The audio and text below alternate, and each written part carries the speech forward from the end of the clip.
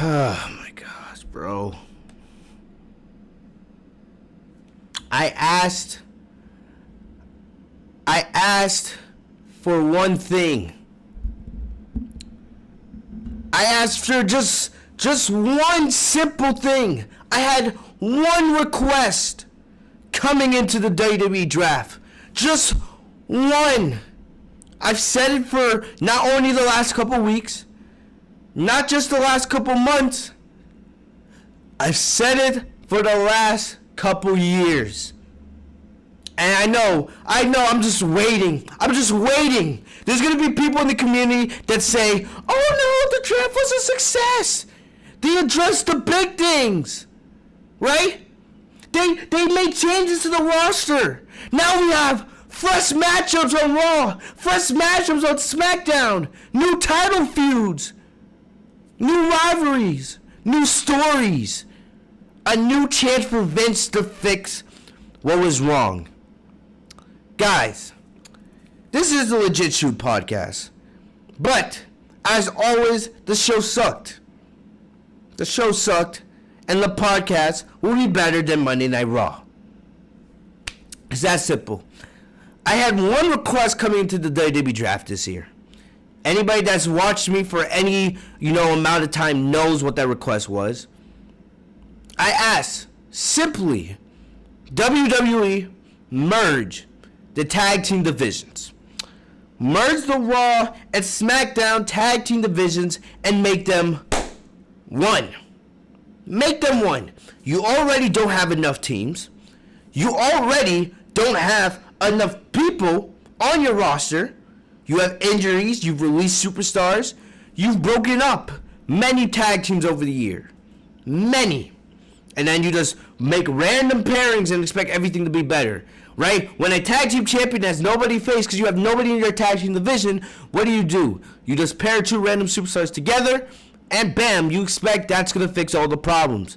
And then what? After you've done the match to death for over 2 months, then you expect things to be back to normal. This company never gets it. They never understand. This was terrible. I asked for one thing for WWE to merge the tag team divisions. You know what WWE responds? You know what WWE gives me? Instead of merging the tag team divisions, they decide, the New Day were drafted on Monday Night Raw. They're the SmackDown Tag Team Champions. The Street Profits, they got drafted to SmackDown. Instead of doing a unification match and, maybe Hell in a Cell in a couple weeks, right? Unifying the titles, because you don't have enough teams on each division, right? Let's do that. Instead of doing that, what does WWE do?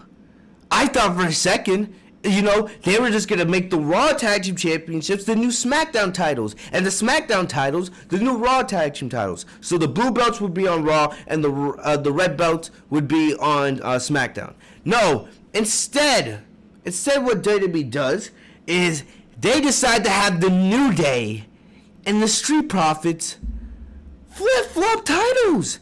Adam Pearce brings these two teams together, and what do? It's like a lunch exchange. It's like the book exchange you had at school in middle school. Let's just flip titles. Wow. Have you guys ever went to a camporee and you ever done like pin trading? You guys meet people from different countries, and then, they see what pins you got, and you see what pins they got, and you're like, I like your pin. That's kind of cool. I'll trade you, this amount of pins for that amount of pins. It's pretty cool. But WWE tried that tonight. It wasn't cool whatsoever. Whatso-fucking-ever. Right? You decide to switch the titles like it's that simple. Hey, man, opposite brands, since we're not going to be on SmackDown anymore, you have the SmackDown Tag Team Championships, and since you're not going to be on Raw anymore, here, have this title instead. Are you serious? Really? Is this really what WWE thought? If one team gets drafted to another brand and they're a champion, that title goes to the next brand. No, WWE, instead of doing something creative, doing something for the benefit of the entire division, they decide to flip the titles. Just like that. Just for that one move. I don't care. I didn't care if anybody got drafted. I didn't care what brand people got drafted to.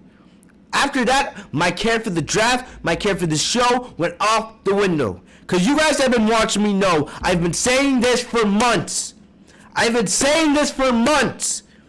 WWE's weakest asset right now is the tag team division. You can make an argument for the women's division, right? And the thing about it is, Monday Night Raw has so many more female wrestlers than SmackDown, it's kind of crazy. SmackDown got the short end of the stick when it came to the women's division this year. I don't know what they were thinking. Raw has so many women in their division this year. But the thing is, all I said is, merge the tag team divisions, right? Because you have no team. The Usos are injured. The New Day just came back, which helped, because I love the New Day. But they just came back. Bobby Roode and Dolph Ziggler, they just came back. I guess Dominic and Rey Mysterio are a team. You have the Street Profits, and that's about it. And you have Shinsuke Nakamura and Cesaro. You have about, 5 or 6 teams on each brand. Out of your 2 brands, you have about 5 or 6 active teams. Because the Viking Raiders are injured. The Usos are injured. You broke up Heavy Machinery. One of the most mind-puzzling things of the draft. You broke up Heavy Machinery. You sent Tucker to Raw. Otis is now alone on SmackDown. He no longer has Tucker. He no longer has Mandy. All he has is the Money in the Bank briefcase. And as much as I love Otis, I don't see him becoming WWE champion anytime soon. I don't. That character, that gimmick, is not meant to be for a WWE champion. He's not meant to be a WWE champion. He's great. He's entertaining. Maybe a mid-card title, but he's not meant to be one of your world champions. I don't care how much Vince loves him. I've been saying for months, Heavy Machinery, the fact that they never won a tag team championship on the main roster. And WWE in general, because I don't think they ever won the NXT tag team titles. Legit, it's just like Enzo and Cass. For real. WWE has, and they mentioned, the thing that makes me mad is they mentioned it on commentary tonight. They mentioned it. You know, Byron Saxton was like, oh, I'm noticing a theme. Breaking up teams. Andrade and Angel Garza, they could have been a team, but you booked them terribly and you broke them up. Heavy Machinery, they could have been a team, right? They had so much promise, entertaining as hell. Tucker's going to be falling into catering, fighting after the 24/7 title. That's what Tucker's going to be doing for the next year. And Otis, I love Otis, but I don't see him becoming WWE champion. You broke them up. The Viking Raiders, they both got injured. They're going to be gone for the next year. Usos, still injured. Miz and Morrison, who cares? I just don't get it. The most simple thing, the thing that would do the best for the tag team division, the best thing, having one set of champions that could be on either brand. Instead of doing that, you think the solution is flipping titles. Switching titles like you're at lunch hour. Absolutely disgusting. The WWE draft was a failure. It was a failure. I'm going to be honest with you guys. You know, yes, the draft did make some good changes, right? But all in all, I think the draft was a failure. Not only because the tag team division is worse. Is it the worst state it's ever been? Why do you think the Revival is so happy? Why do you think FTR is so happy that they're in AEW now? It's terrible, bro. It's so sad. So sad. One thing we ask for them to do, no. They separate the titles more and more. With that, I don't get it. I really don't know what goes through the minds of these people who work for Vince. We know Vince is mental, but his creators, I don't care if Vince is the one making the decisions. The creative staff, the fact that they don't have the balls to step up to him and say, hey, Vince, I'm sorry, bro, but the moves you're making are just not good. I don't get it, bro. I really don't get it. It mind boggles me the way this company operates. Really. Right? And to be honest, if we're talking about the draft in general, I'm not that impressed. Yes, they made some good moves, like I said. But when you look at it, it feels like they just flipped the SmackDown superstars and flipped the Raw superstars. Legit. They're like, okay, 80% of Raw, you're going to SmackDown. 80% of SmackDown, you're coming over to Raw. And the other 20%, you stay. Here we go. I'm going to go through, because I'm going to be honest. Monday Night Raw was a joke tonight. Nothing happened. Legit. Nothing happened of importance. We are 2 weeks away from Hell in a Cell, and yes, I am hyped for Sasha versus Bayley. We have that to look forward to, right? But other than that, bro, terrible. There was nothing good with Raw tonight. Randy Orton and Drew McIntyre were brawling all night long. Who cares? Who cares? Lana is the number one contender for the Raw Women's Championship. She got put through a table by Nia Jax tonight, if you guys were watching, for the 4th week in a row. But yet she ends the night as the number one contender for the Raw Women's Championship. Lana, of all people. And there was rumors today that Eva Marie was going to show up. I don't know if that was true. I don't know if Eva Marie has signed with WWE. But there are rumors saying that Eva Marie may be coming back to WWE.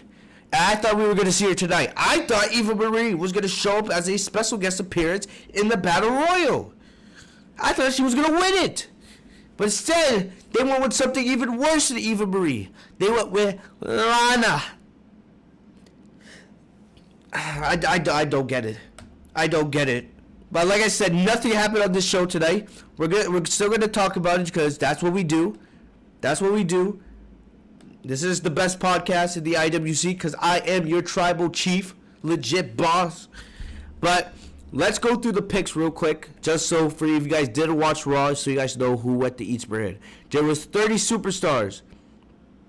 30 superstars that were drafted tonight. I still think there are a couple of superstars that were not drafted, which will be decided in the next couple of days. But here we go. We had the feed go to the Raw. This was reported by WrestleVotes over the weekend, right? So the feed goes to Raw, which was not a surprise. All right, you know, there's some good matches there. The feed versus Randy Orton, the feed versus Drew McIntyre, the feed versus Keith Lee. You know, there's some good matches over there. All right, but Bayley staying on SmackDown, not a big surprise. A lot of us thought either Sasha or Bayley could go to Monday Night Raw, but that clearly is not happening. And clearly with the way, like, if you look at the SmackDown Women's Division, there is almost nobody on that division. There's only, I think, 5 or 6 names. And I don't get it. I don't. Raw's Women's Division is huge. Huge. SmackDown's makes no sense. I don't understand what happened here. I don't know. It's like they gave basically 80% of the women's division to Raw, and then the other 20% to SmackDown. You know, I think the only people on SmackDown are Sasha, Bayley, Carmella, Bianca Belair. That might be it. I think it was only. Who else was drafted to SmackDown? Legit, they put everybody in the women's division on Raw. Everybody. I really don't know why. Like, legit, they even sent Naomi over there. Like, for real. I don't understand. You could at least gave SmackDown 2 or 3 more names. I guess when Becky comes back, Becky will be on SmackDown. But honestly, man, SmackDown got shafted. Their women's division, you know what? Are Sasha and Bayley going to feud for the rest of the year? Are they going to feud until WrestleMania? It could be that way with the way there's only 5 names on SmackDown's women's division. They'll probably put, like, you know, Zelina Vega and Tamina and those, you know, whatever. But still, the women's division on SmackDown got shafted. But anyway, Bayley staying on SmackDown. Randy Orton staying on Raw, no surprise. The Street Profits moving to SmackDown. All right. Charlotte's staying on Raw, even though Charlotte's not there right now. Charlotte's staying on Raw. So clearly, I think Becky's going to SmackDown. I thought Becky was going to go to Raw, but I had to remember that Seth's going to be on SmackDown. So whenever Becky finishes her pregnancy and when she decides to come back, since Seth is on SmackDown, that's her husband. They have a kid together. Clearly, you know, Becky's going to play on SmackDown with him. Braun Strowman to Raw, no surprise there. Daniel Bryan staying on SmackDown. We know Daniel Bryan's going to come back eventually. Matt Riddle moving to Raw. You know, I don't. You guys know how much I love Matt Riddle, but I don't see, you know, I don't see anything happening for I see nothing happening, on Raw for Matt Riddle. I love Matt Riddle, but he hasn't done anything on SmackDown. I don't know. I hope he's used on Raw. You could put Matt Riddle versus Bobby Lashley for the United States Championship. That's something I can get behind. Matt Riddle, feuding with the Hurt Business. I can see that until WWE does, they do it to death and we get sick and tired of it, right? Anyway, who else? Kevin Owens moving to SmackDown. I like that move a lot. I want to see KO back fighting for titles. KO versus Roman Reigns. I would love to see that. KO versus Sami Zayn. Fight forever, those two. I would love to see that, especially now that KO's the babyface and what Sami Zayn's doing as a heel right now. Jeff Hardy moving to Raw. I was kind of surprised by that. I thought Hardy would stay on SmackDown, but he's moving to Raw. Retribution moves to Raw. Lars Sullivan's going to SmackDown. Don't care. He'll be built up as a heel, but I don't really care about Lars Sullivan. Keith Lee staying on Raw, not surprised. King Corbin staying on SmackDown, don't really care. We'll probably see King Corbin and KO feud. That should be exciting. Alexa Bliss heading to Raw, no surprise there. Elias heading to Raw. Elias did make a return tonight. He's back as a heel. We'll talk about that. But Elias is back. Elias was always better as a heel anyway, but he's going to Raw. Sami Zayn staying on SmackDown. Lacey Evans going to Raw. I don't care about Lacey Evans, but I would rather have her on Raw. Keep her away from Sasha. Shinsuke Nakamura and Cesaro staying on SmackDown. Sheamus is on Raw. I knew that move was happening. Nikki Cross heading to Monday Night Raw. It's like whatever. Don't really care. We'll see, but whatever. Dolph Ziggler and Bobby Roode on SmackDown. R-Truth is staying on Monday Night Raw, so the 24/7 Championship will stay on Raw. Apollo Crews heading to SmackDown. I guess that's an okay move. Dabba-Kato is on Raw. Who cares? He's on Raw Underground. Titus O'Neil. Who cares about Titus O'Neil? Right? So he's staying on Raw. Carmella's staying on SmackDown. Peyton Royce stays on Raw. I actually wanted Peyton Royce to be moved to SmackDown. I feel like she would have been had more of an opportunity to shine over there. Aleister Black is heading to SmackDown. So Aleister Black gets a change of scenery. And Akira Tozawa was the final pick, and he's staying on Raw. Oh no, the draft was a failure. Like I said, the tag team championships meant nothing. Mean nothing, right? Continued to be booked like absolute garbage. It's that simple. They just continue to be booked like absolute garbage. My gosh, I really don't know what else you guys want me to say. And I don't know, SmackDown's women's division, like I said, is only 4 or 5 names. You have Sasha and Bayley, of course, and Bianca Belair. Those are your big 3. And then you have, Carmella. I know Carmella has a new gimmick. Clearly she's there because Corey Graves is on SmackDown. And who else? I think that's it. SmackDown has 4 or 5 names in their women's division. I don't know why, they stacked Monday Night Raw so much. Monday Night Raw's women's division is absolutely loaded.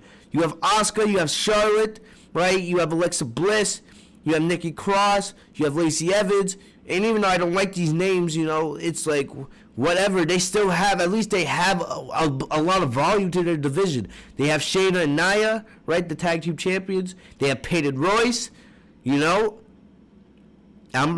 have Mandy Rose and Dana Brooke. It's not that I care about these names, but you see Raw has so many superstars. So many superstars. And legit, nobody from NXT was called up. Absolutely nobody. So, I don't know. Guys, I don't know what you guys want me to say. I don't know, man. I guess, like I said, Becky will be moved to SmackDown when she comes back. I guess, I don't believe I'm saying this, Eva Marie, right? If Eva Marie is truly coming back, she's going to be on SmackDown. Bro, I don't know. I have nothing to say. The draft was a failure. I don't know why the tag team divisions weren't merged. And I don't know why Raw decided to stack up their women's division and SmackDown got the short end of the stick. Like, I don't know what to say. Nobody from NXT got called up. Like, I thought Johnny Gargano was going to get called up with Candice LeRae. You know, they getting called up to SmackDown, I would have loved to see that. Rhea Ripley getting called up to SmackDown, I would love to see that. You know? But maybe even a Mia Yim. You know, I don't know. The draft was a failure. Legit.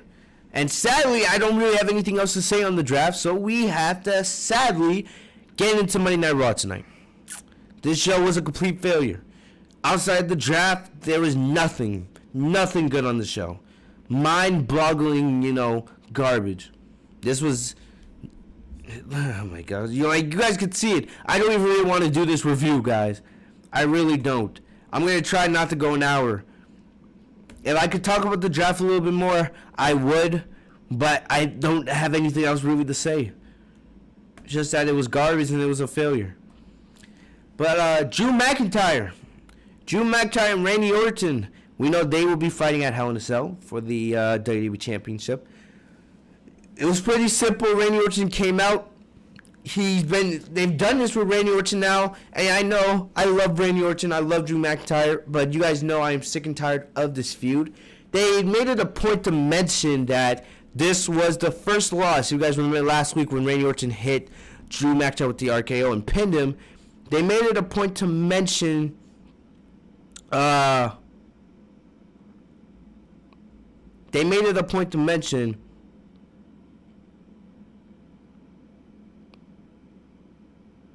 looking at my phone right now. The Saints and the Chargers are going at it right now. Anyway, they made it a point to mention that Randy Orton was the first guy to successfully pin Drew McIntyre since last year. So Drew McIntyre has not been pinned in a year now. So crazy, right? Crazy what you think about it. You know, Drew McIntyre has actually been one of the most protected superstars, which I actually appreciate because he is the WWE champion. He should never pin or lose, you know. But still, Drew McIntyre has not been pinned, but they wanted to mention that. And the reason why they mentioned that is because Randy Orton, they needed a reason for Randy Orton to get another WWE title shot. Everyone knew that it didn't make any sense for Drew McIntyre and Randy Orton to go against each other in Hell in a Cell when Drew McIntyre basically ended the rivalry at, what was our last pay-per-view? Freaking Clash of Champions in the ambulance match. When he punted Randy Orton, that should have been the exclamation point on the feud. Instead, WWE's like, oh, we got to continue this. So that's why, WWE had Randy Orton pin Drew McIntyre with the RKO. So Randy Orton came out, and you guys know I love Randy Orton on the mic, but we've seen this like 5 or 6 times now already. Every week, they have Randy Orton come out, and they have him start the show with, one of these ridiculous promos, right? They have him come out, and they start with one of these ridiculous promos, and, I just don't care. I just don't care about this feud anymore. It's nonsense to me. It really is. But anyway, he told that Drew that he would take the WWE Championship from him at Hell in a Cell, yada, yada, yada. Drew McIntyre came out. He interrupted the Viper, and he told him that he was not waiting until Hell in a Cell. He basically said that, no matter where Randy got drafted, even though we all knew Randy was going to get drafted back to Raw, Roman's the Universal Champion on SmackDown. If Randy is winning at Hell in a Cell, it would make no sense for both Randy and Drew to be champions on SmackDown. You wouldn't have both of your world titles on the Blue Brand. So we all knew from the start Randy was staying on Raw. All right, but Drew said it doesn't matter. I said that whenever I'm in the same building as you, I'm gonna kick your ass. So basically, Drew ripped off his shirt, and then him and Randy Orton started brawling around the ring. They had to get referees to break them up, and this was basically the whole night. All night long, Drew and Randy Orton were brawling backstage. It also happened in the main event. Not that I cared. I was more just flabbergasted that Lana, won the Battle Royal. But, yeah, basically that's it for Randy Orton and Drew McIntyre. That's all their story was tonight, just them brawling. Because what else? WWE has done this feud to death since SummerSlam. Like, you guys think about it. We've been going through this for 3 months. 3 months now with Randy Orton, Drew McIntyre. There's nothing else they can do there. It's legit. We'll probably see the same thing next week on the Go Home show. I don't expect anything different with Randy Orton, Drew McIntyre. We know the match will be good, but who cares? Is it going to be anything special? I don't know. Anyway, that was that for that. That was that for that. Or that's it for that. Anyway, we had no disqualification match. Like I said, they did the draft. I already told you guys the picks, so I'm not going to tell them to you again. You guys can easily, go back in the podcast and see if you missed anything. Or just go online. You guys can find the draft picks easily. Anyway, no disqualification match. KO versus Aleister Black. This is supposed to be, the capstone, the ending for this feud. And we've seen this match now 3 or 4 times, right? And I've been against it, I don't like what they've done with Aleister Black. He should have never been turned heel. They completely fucked up his character, and I don't know if he'll ever be able to recover. He is going to be on Smackdown now, which does tell me that Zelina Vega will probably get drafted to Smackdown as well. 'Cause I know those two are married. So, anyway, I knew that KO was going to SmackDown. That was pretty obvious, especially what they did with defeating KO. Like, come on, guys, use your head. But Aleister Black, he was the big question mark. But both of them did get drafted to SmackDown, and they had this no disqualification match tonight. Even though I've hated how this feud has been booked, this was a great no disqualification match. Arguably, maybe even the best thing of the night. Aleister Black, KO went right at each other. I liked, the small details. KO came out in sweatpants. Came out in his usual muscle shirt and sweatpants. He didn't come out in his normal ring gear. So giving up that street fight vibe. So I like that. The small details there with KO. They used tables. They used steel chairs. And probably one of the best spots, I think, of the entire year so far. KO was on a stack of chairs in the middle of the ring, and Aleister Black, pulling a la Sasha Banks, and did a meteor diving double knees through the stack of chairs. And he got some really good height. And definitely, man, I would not be surprised if his legs are hurting tomorrow, man, because that was a beautiful but also a brutal spot. But KO refused to stay down. He fought back, and clearly he did a great job of selling his back in this match. There was a couple of times where KO, he was struggling to stand on his 2 feet because of his back, but he hit Aleister Black with a stunner. Then he powerbombed Black through the table to take the victory, putting the exclamation point on this feud. All right, it was a simple story. KO getting his revenge on the heel Black. They are going to be on SmackDown.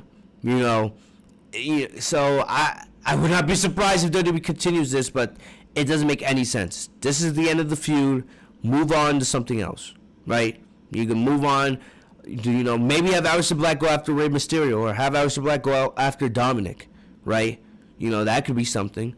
But move on. Have KO. It's time for KO to go back to prize fighting. I want to see KO going back after IC and Universal titles.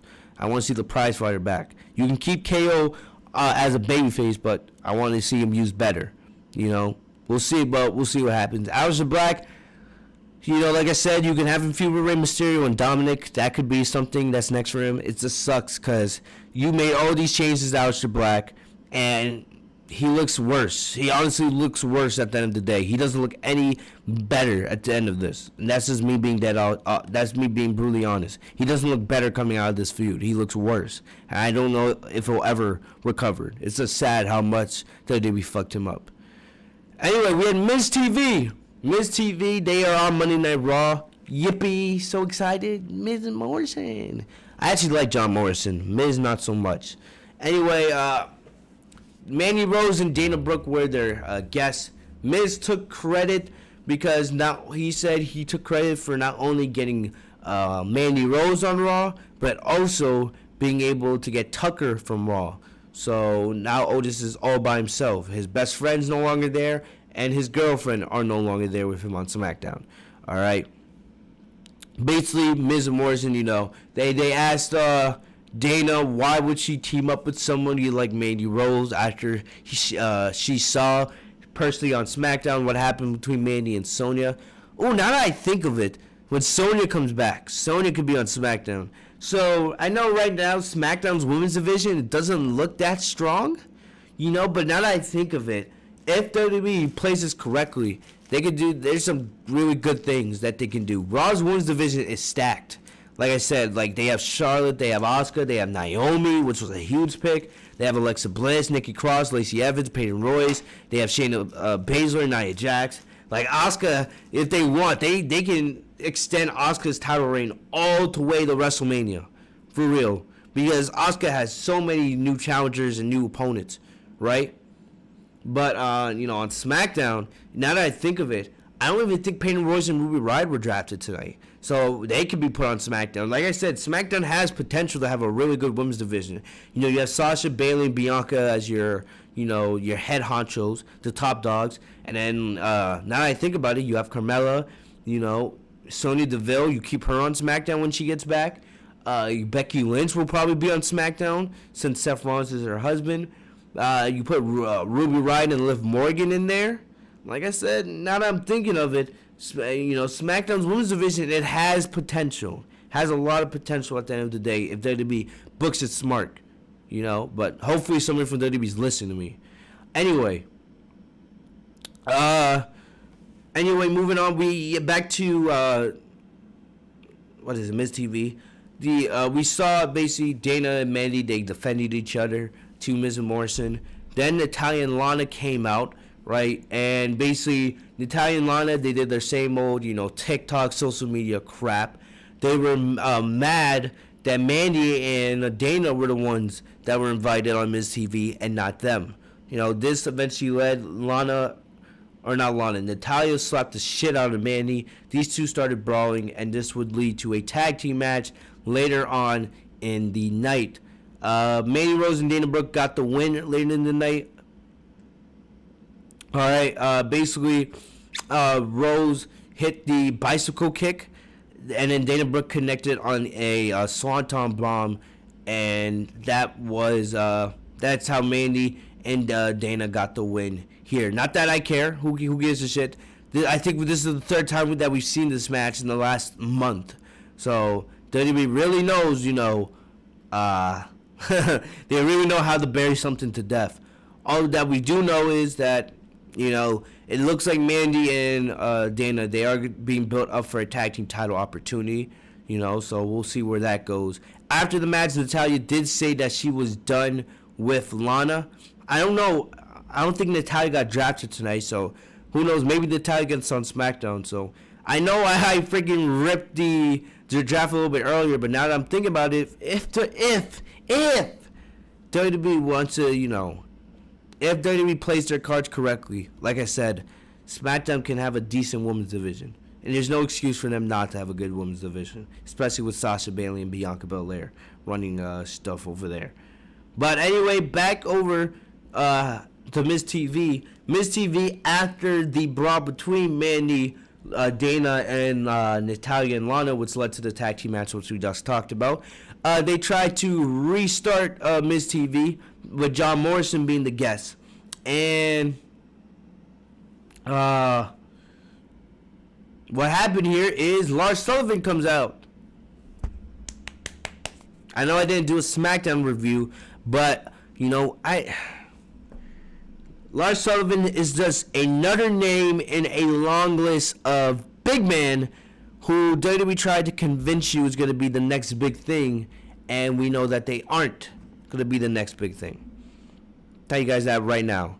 I do not expect, and the Saints just beat the Chargers. Nice. But I do not expect Lars Sullivan to be much of anything. Legit. They've been doing the same thing with Lars Sullivan for the last year. And I know he was gone because he was dealing with injuries and some mental stuff. And I know there's a lot of people that believe Lars Sullivan should not have a job. But He has a job, and at the end of the day, we have to deal with it. He's not getting fired unless he does something retarded again, right? But, you know, I'm telling you guys right now, I don't expect anything from this guy.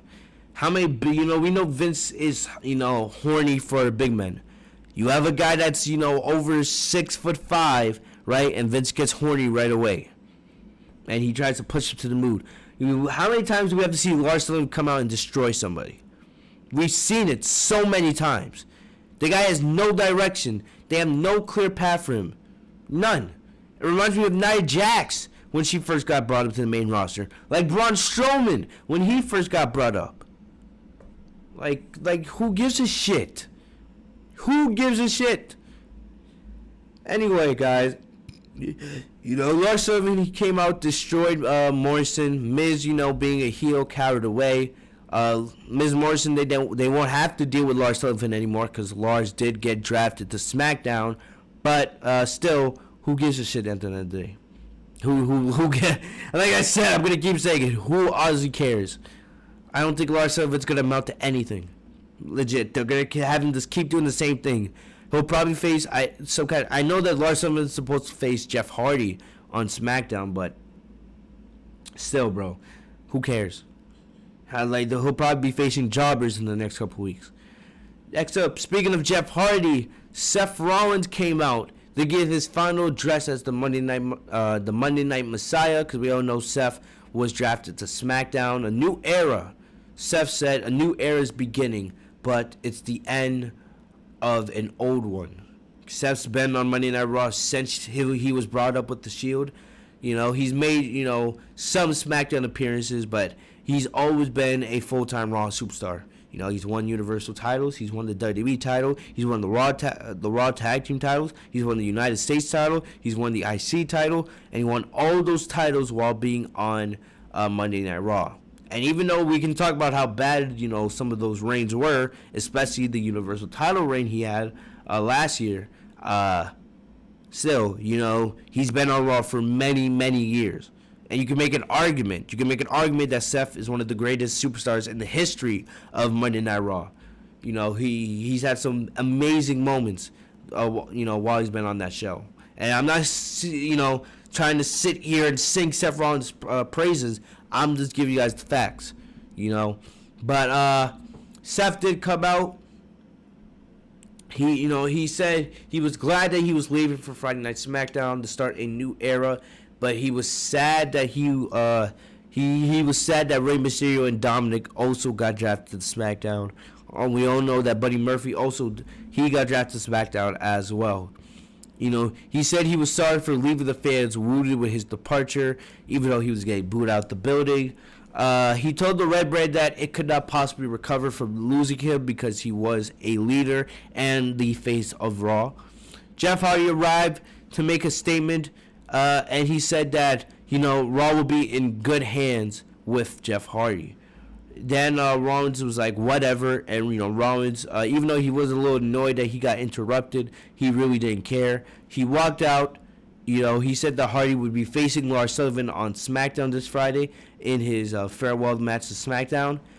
AJ Styles came out to mock Jeff Hardy. And then he insulted, you know, Seth. Accidentally, he was like, yeah, no one cares. You were never the Monday Night Messiah anyway. Kind of funny. And then, anyway, Rollins got pissed off. This led to Jeff Hardy taking advantage. He took out both men. And then we came back from break, and we got a triple threat match. Nice. Teddy Long booking right there. That is Teddy Long 101. All right. Anyway, you know, the match wasn't bad.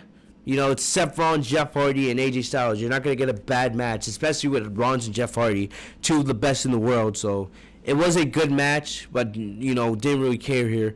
Styles, at the end, Styles put Rollins in the calf crusher, then broke it to allow Hardy to hit a swanton bomb on Rollins.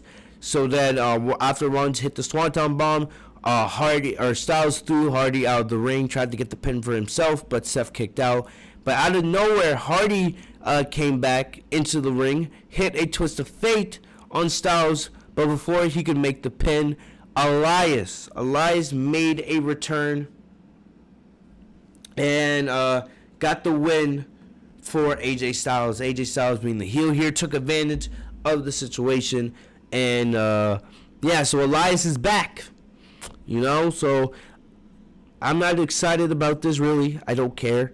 Elias, we haven't seen him since I don't even remember. I think when was the Jeff Hardy Sheamus storyline? When did that start? Was that May? I think that was May, or at least around a little after WrestleMania. Who really cares? But yeah, it was around May. So Hardy and Elias, it looks like that's the feud we're gonna get. The reason Charlie Caruso did interview Elias, Elias said clearly the reason why I attacked Hardy was because Hardy was responsible for me being out the last 3 or 4 months with injury.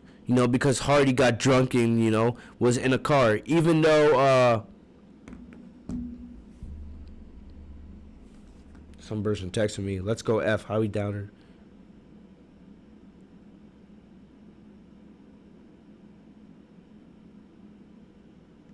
Anyway, like I said, man, I don't even want to talk about this show, but Elias blamed Hardy for, taking him out of action the last couple months, even though Charlie Caruso said, it was never proven. Hardy was proved innocent. He was set up by Sheamus, and they never figured out who was the guy who caused the accident, but Elias still didn't care. He said he promised next week that he would have a grand return. It would be next week we're going to get an Elias concert. Yay! Can't wait to see how they do that in the Thunderdome, because it's not going to make sense. Elias can't do his Walk with Elias gimmick anymore because, there's no fans in the arena anymore. Not that anybody cares, right? Who cares about Elias? Don't believe actually... yeah. I honestly don't, guys. Like, bro, I'm trying to get through this review, guys. This show was awful. It's legit laughable how bad this show is. But yes, Elias is back. Like I said, man, Elias isn't great in the ring. He's basic. He's generic. He doesn't do anything special. He's as generic. He's as vanilla as they come when it comes to in-ring wrestling ability. So, like I said, I'm not excited about this at all. Moving on, we had Angel Garza versus Andrade. We know that Garza got drafted to Raw. I don't think Andrade got drafted. I'm not sure, but I don't think Andrade got drafted. I may be wrong, but let me check real quick.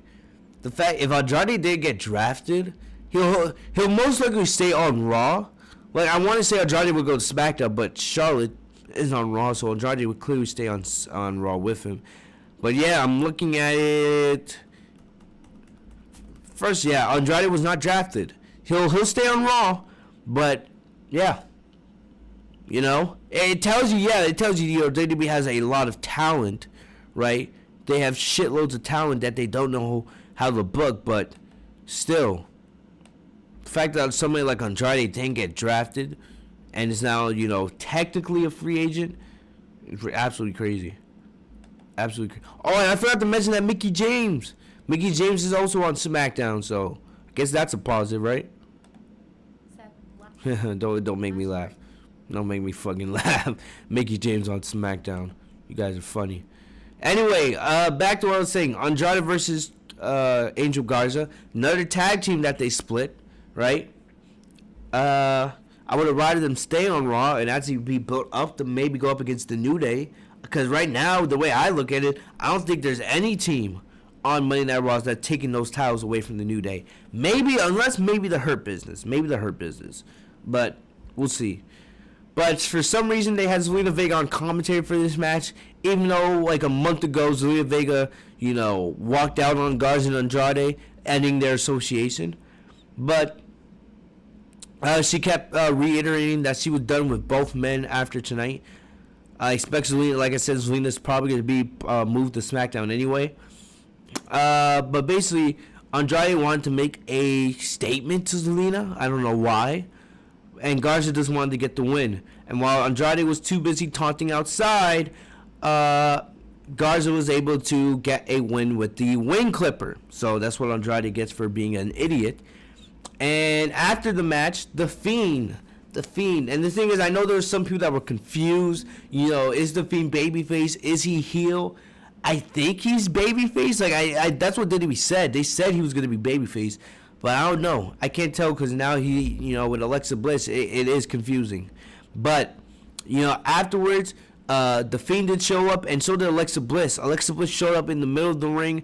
She was doing Bray Wyatt's creepy pose, and then both Bray and Alexa, they both did a double Sister Abigail to both Andrade and Zelina Vega. So, that was pretty cool. The match wasn't anything special, but I would say I really do like what they're doing with the Fiend and Alexa Bliss right now. It's going to be interesting to see where this goes. Who knows? I would be, maybe Asuka versus this, whatever you want to call it, this new Alexa Bliss. I don't know. But who knows? It'll be interesting to see. Very interesting to see with that duo. We had for the Raw Tag Team Championships, we had the New Day versus Dolph Ziggler and Robert Roode. I already talked about earlier in the opening shoot at the beginning of the podcast. I said how mad I was with WWE flipping the titles. It was stupid. Legit, it was stupid. And it's still stupid. Alright? Anyway. I'm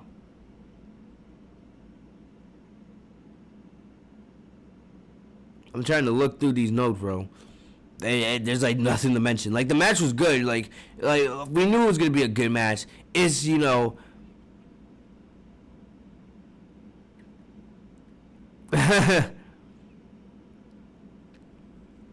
I don't know what you guys want me to say, really.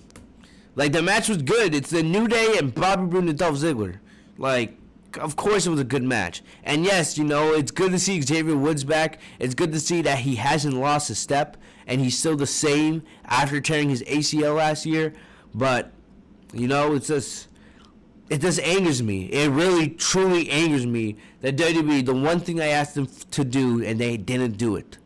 Merge the tag team divisions. I don't know if WWE ever will. They probably won't ever. And it disgusts me. It really does. But Kofi and Xavier got the win. They did the Midnight Hour. It's gonna take me a while to get used to them without Big E, especially now that Big E's on SmackDown as a single star.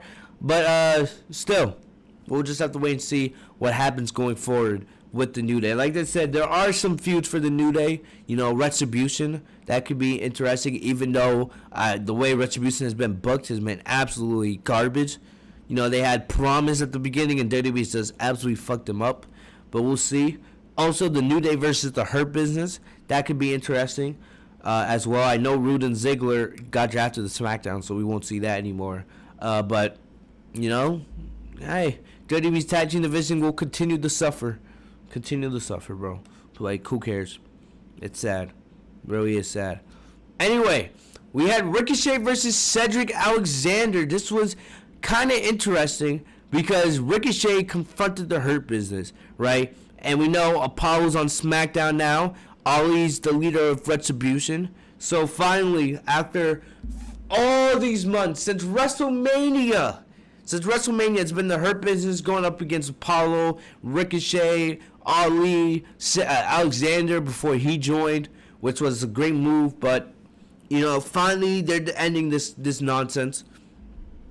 So what happened here is Ricochet went up to the Hurt Business and he said, okay, with the draft tonight, clearly we're still on Monday Night Raw, but I don't want to be put in this position anymore. Like I said, I want to match with any one of you guys tonight, and if I win, we go our separate ways, we go handle our own business. But if I lose, I'll join the Hurt Business. I was like, okay, Ricochet in the Hurt Business, that's something I can get behind. It doesn't fit as much as Cedric Alexander does, but I would not mind it. I would love to see the Hurt Business expand a little bit more. So we got the match tonight. The match was good. It's Ricochet and Cedric Alexander. We knew it was going to be a good match. I thought the Hurt Business would get the win, but instead near the end here, Alexander got the Michiku driver, but he hit the referee by accident, so he couldn't get the pin. So then in all the chaos, Ricochet grabbed the chair that MVP threw into the ring, faked getting hit, and then the referee disqualified Alexander. It looked stupid because Alexander and the rest of the Hurt Business were around the ring. So, they should have. You tell me that nobody told Alexander that he's going to try to fake a hit here? But whatever. Whatever. But, at the end of the day, I would have got behind Ricochet joining the Hurt Business, even though I don't know if it would have fit as much as Alexander does. But still, this was a classic Eddie Guerrero moment. Will Ricochet be able to take this and, find some momentum? I don't know where Ricochet goes from here. I would love to see Ricochet in the main event, but the guy's been buried so much, it's hard to believe him being a main event player. But I don't know where Ricochet goes from here. Like I said, Bobby Lashley's the U.S. champion, so it's not like he can just go after Lashley. But we'll just have to wait and see what happens there. I don't know, maybe Ricochet joins Retribution. That's definitely an option. But, the match did surprise me. It was a good match. Ricochet's not joining the Hurt Business, and we'll see what happens going forward. But at least the biggest positive out of all this fucking 5-month rivalry between the Hurt Business and, Apollo and his goons is finally over. That's the only thing. Only positive. Last thing. We had a dual brand number one contenders women's battle royal, right? And I hate when they do these number one, instead of doing like a tournament, instead of doing rankings to actually decide who can face Asuka. I am happy because Asuka now has a lot more challengers now on Raw. Because, like I said, they did make a lot of moves. So, you can do an Asuka versus a Lacey Evans, an Asuka versus Nikki Cross, Asuka versus Alexa Bliss. There's definitely some good feuds now for Asuka. Like I said, there's no reason why Asuka shouldn't hold that title all the way to WrestleMania. But either way, clearly it's probably going to be Charlotte. Charlotte's probably going to be the one to take that title off her anyway. We don't know WWE. But still, we had this number one contenders battle royal. And like I said, I was terrified that this was going to be where Eva Marie came back. I still expect her to come back at some point. We'll see what happens, but still, I don't know. I don't think Naomi was in this match, but I would love to see Naomi win this match as well. But like I said, the match was anything special. These battle royals are just a bunch of chaos, right? So they're really not that enjoyable. At the end here, it was Natalya and Lacey Evans. They looked like the last two in the ring, but at the end here, we saw that Natalya powerbombed swing Lacey Evans into the steel ring post, and it looked like she got the victory, but I noticed right away that her music wasn't playing. The second her music wasn't playing, I was like, all right, the match is definitely not over. But here, what happened, Lana, who had not gotten eliminated, basically when Nia Jackson got eliminated earlier, she took Lana out of the match herself, and then Simone dropped her through the announce table for basically the 4th straight week. So, like I said, WWE still burying Lana. Not that I care, but they're still burying Lana, of course, for the Rusev situation. But they gave Lana the victory here. I don't know why. There's no chance in hell that Lana takes that title off Asuka. And if they did, that would be one of the worst booking decisions of all time. Asuka doesn't deserve that. The Raw Women's Championship doesn't deserve that. The Women's Division doesn't deserve that. So I don't know what WWE has planned here, right? Maybe this is the setup, Eva Marie coming back. But I don't know. I don't trust WWE. I don't like this. Because everyone in their moms knows that Lana is not a credible challenger for Asuka. We all know that. Even Asuka, as great as she is, being one of the best female wrestlers in the world, people like Asuka and Sasha Banks, they would have trouble bringing Lana to a good match. That's how bad she is. So I don't know what the hell's happening over here. But Yeah, Lana's your number one contender, and it makes sense, right? It makes sense because that's when concluded what was an absolute failure of Monday Night Raw and a failure of the WWE draft.